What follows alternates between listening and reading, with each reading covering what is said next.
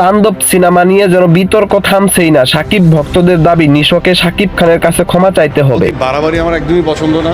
মনে হয় যে এটা খুবই আমার কাছে ছোট লেগে লাগে। আসন্ন ঈদুল আজহায় মুক্তি পেতে যাচ্ছে বহুল প্রতীক্ষিত অ্যাকশন থ্রিলার সিনেমা তাণ্ডব। পরিচালক রায়হান রাফির এই সিনেমায় প্রধান চরিত্রে অভিনয় করেছেন সাকিব খান, সাবিলা নূর এবং জয়া আহসান।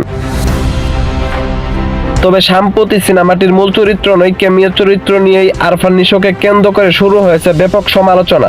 নিশো মূলত টিভি নাটকের মাধ্যমে দর্শকদের হৃদয়ে জায়গা করে নিয়েছে। তবে সুরঙ্গ সিনেমা দিয়ে বড় পর্দায় অভিষেক হলেও এবার তাণ্ডব সিনেমা ক্যামিও চরিত্র নিয়ে শুরু হয়েছে আলোচনা।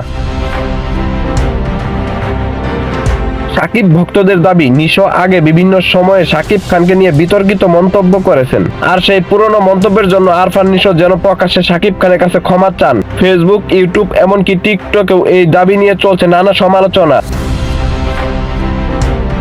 তবে এই বিষয় নিয়ে এখনো সাকিব খান বা আরফান নিশো কোনো মন্তব্য করেনি। তবে তাণ্ডব সিনেমা মুক্তি পাওয়ার পর এই আলোচনা কোন দিকে মন নিবে সেটাই এখন দেখার বিষয়।